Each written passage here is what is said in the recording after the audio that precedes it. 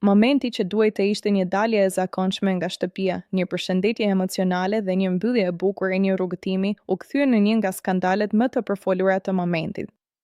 Sa po ju e la del nga dera e Big Brotherit, ndodh diçka që askush nuk e priste, Ledioni e puth në buzë. Një gjest i vetëm, disa sekonda që mjaftuan për të ndezur një stujë reagimesh.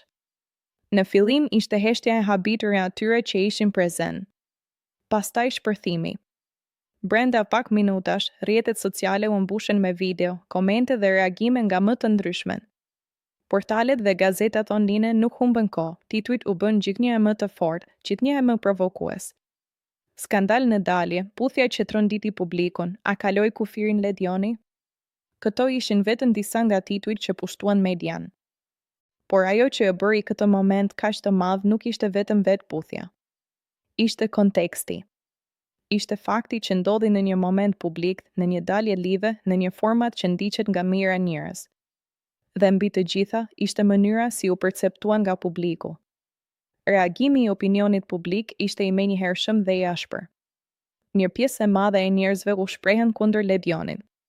Komentet ishin të forta, shpesh edhe të ashpra. Shumë e pan këtë gjest si të papërshtatshëm, si një tejkalim të kufidhe profesional, si një moment që nuk duhej të kishte ndodhur. Për ta, Ledioni nuk ishte thjesht një person në atë moment, por një figurë publike, një moderator, një njeri që përfaqëson një rol të caktuar. Dhe ky rol, sipas tyre, kërkon një distancë, një etikë, një kontroll që në atë moment mungoi. Të tjerë ngritën pyetje mbi natyrën e gjestit. A ishte spontane? A ishte e planifikuar? A kishte një histori pas saj që publiku nuk e di? Këto pyetje vetëm sa shtuan më shumë zhurmën, më shumë diskutimin, më shumë kuriozitetin. Nga ana tjetër, kishte edhe zëra që e pan ndryshe. Një pakisë që e konsideroi si një moment emocional, një reagim të çastit, një gjest që nuk duhet gjykuar kaq rënd. Sipas tyre, në një ambient të ngarkuar emocionalisht si ai, reagimet të tilla janë të mundshme dhe nuk duhet të dramatizohen. Por këta zëra u humbën në mesin e një vale më të madhe kritikash. Juela, në gjithë këtë situatë, u gjend papritur në qendër të një vëmendjeje të re. Nga një banore që sapo kishte përfunduar rrugëtimin e saj, ajo u kthye në protagoniste të një momenti që po diskutohej kudo.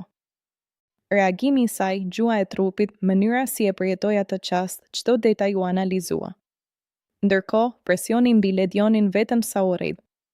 Publiku kërkonte reagim, kërkonte shpjegim, kërkonte një qëndrim. Heshtja, në këto raste, shpesh interpretohet si faj, ndërsa çdo fjalë e thënë mund të ndezë edhe më shumë situatën.